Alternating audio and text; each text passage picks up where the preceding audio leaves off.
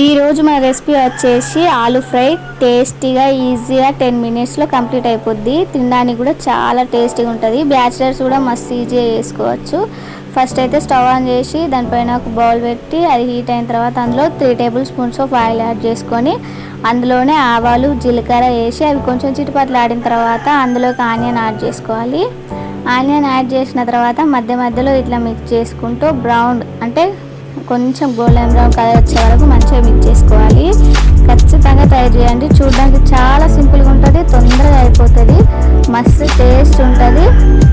చపాతీస్తో కానీ పూరీస్తో కానీ రైస్తో కూడా చాలా బాగుంటుంది. ఖచ్చితంగా ఈ రెసిపీ ట్రై చేయండి. మంచిగా ఆనియన్స్ ఇట్లా మంచిగా మగ్గించుకోవాలి. చూడండి ఈ కలర్లోకి చేంజ్ కావాలి. ఇలా చేంజ్ అయిన తర్వాత ఇందులోకి ఒక బగారాకు కాస్త బండ పువ్వు, ఇది ఆప్షనల్ అండి, బట్ కొంచెం ఫ్లేవర్ బాగుంటుంది కాబట్టి నేను యాడ్ చేసా.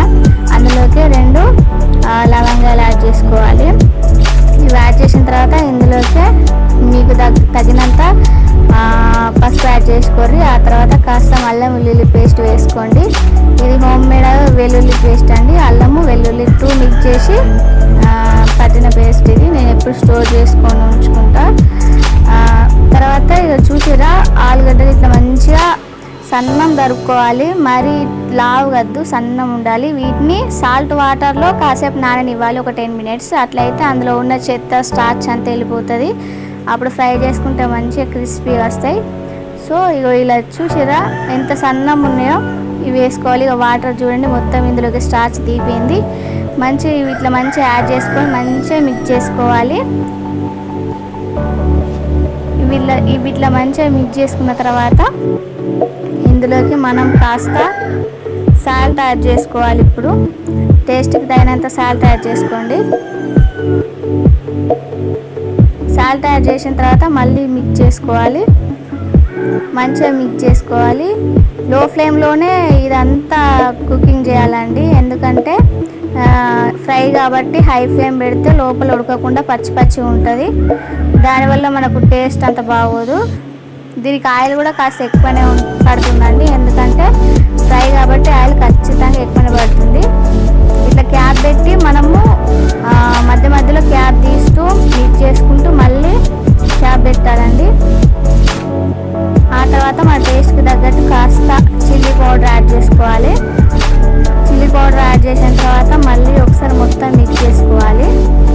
మొత్తం మిక్స్ చేసుకున్న తర్వాత దీనిపైన మళ్ళీ క్యాప్ పెట్టి మళ్ళీ క్లోజ్ చేసి మళ్ళీ మిక్స్ చేసుకోవాలి. ఇట్లా కాస్త మిక్స్ అయ్యి తర్వాత ఇట్లా ఆయిల్ పైకి తేలుతుంది అన్నప్పుడు అందులోకి ఇది హోమ్ మేడ్ గరం మసాలా అండి, దీన్ని యాడ్ చేసుకోవాలి. యాడ్ చేసుకొని మళ్ళీ మిక్స్ చేసుకొని ఒకసారి మరి ఆలుగడ్డ ఉడికిందా లేదా అని చెప్పి టెస్ట్ చేసుకోవాలి. ఒక స్పూన్ పట్టి ఇట్లా నలిపితే అది నలిగిందనుకో ఉడికినట్టే. ఇక్కడ మన ఆలుగడ్డ ఫ్రై మాత్రం ఉడికిపోయింది, మంచిగా ఫ్రై అయిపోయింది. కలర్ చూడండి ఎంత బాగుందో. మళ్ళీ క్యాప్ క్లోజ్ చేసి ఒక 5 మినిట్స్ వెయిట్ చేస్తే మన టేస్టీ ఆలూ ఫ్రై మాత్రం రెడీ అయిపోయింది. లాస్ట్కి కొత్తిమీరకు చల్లేసుకొని స్టవ్ ఆఫ్ చేసుకోవడమే.